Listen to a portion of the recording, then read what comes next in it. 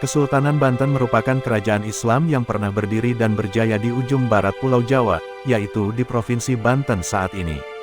Kesultanan Banten didirikan pada abad ke-16 Masehi oleh Sunan Gunung Jati atau Syarif Hidayatullah, meski sang Sunan tidak pernah menjadi raja di sana. Raja pertama Kesultanan Banten adalah Sultan Maulana Hasanuddin, tahun 1552 sampai tahun 1570 Masehi, yang juga putra Sunan Gunung Jati. Adapun raja terbesar Kesultanan Banten adalah Sultan Ageng Tirtayasa, yang berkuasa pada periode tahun 1651 sampai tahun 1683 Masehi.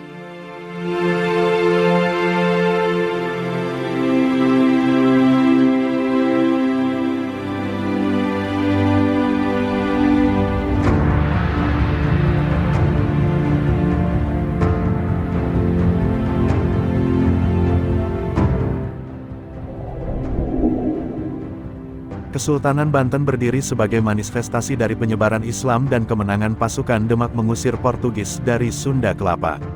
Sebelum menjadi daerah Islam, Banten merupakan bagian dari Kerajaan Pajajaran. Dalam catatan sejarah disebutkan, Pajajaran menjalin kerjasama dengan Portugis yang saat itu sudah berkuasa di Malaya. Dari kerjasama ini, Pajajaran berharap dapat bantuan Portugis untuk membendung pengaruh Demak yang sudah mencapai Jawa bagian barat. Namun, usaha Pajajaran tersebut gagal. Portugis yang sudah berada di Sunda Kelapa berhasil diusir tentara gabungan Demak dan Cirebon yang dipimpin Fatahillah. Di pelabuhan Banten juga demikian.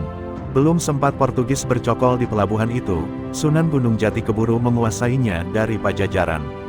Keberhasilan Sunan Gunung Jati merebut Banten tercatat pada periode tahun 1525 sampai tahun 1526.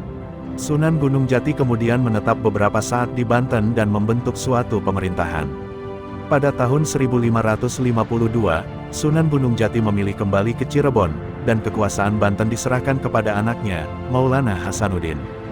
Maulana Hasanuddin lantas dinobatkan sebagai Raja pertama Kesultanan Banten, dan mengembangkan pelabuhan Banten menjadi pusat perdagangan internasional.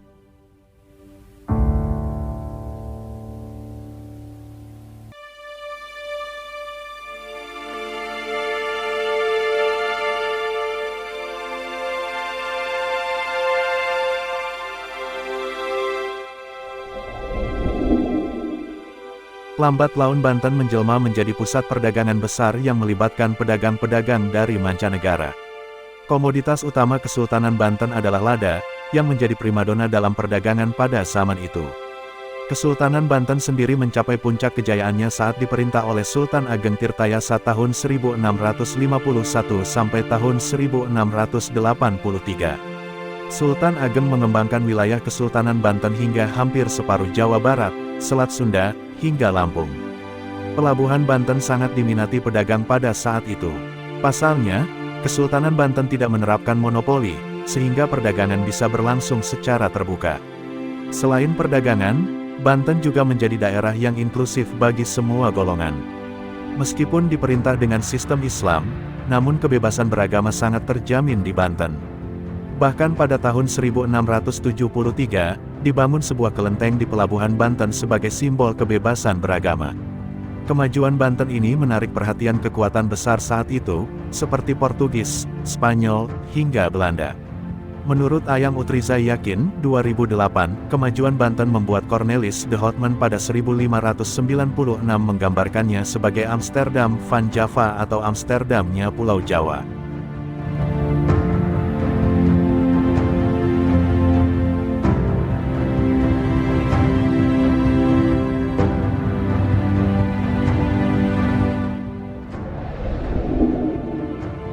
Kebijakan Kesultanan Banten yang menolak praktik monopoli perdagangan rupanya tidak disukai oleh Kongsi Dagang Belanda di Hindia Timur (VOC).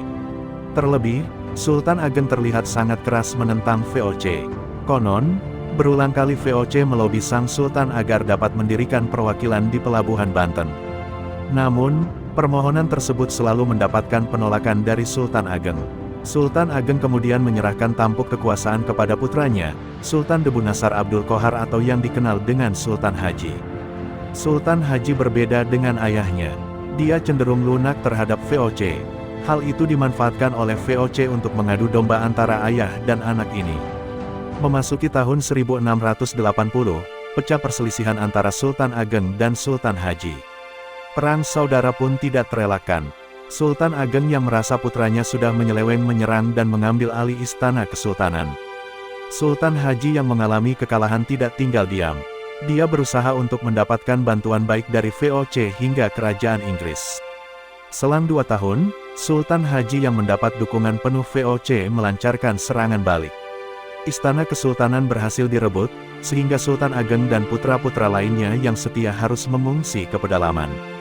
Pada tahun 1683, Sultan Ageng tertangkap oleh VOC dan dibuang ke Batavia. Sementara Sultan Haji naik tahta sebagai penguasa Kesultanan Banten. Namun dia naik tahta dengan didahului perjanjian Banten yang sangat menguntungkan VOC.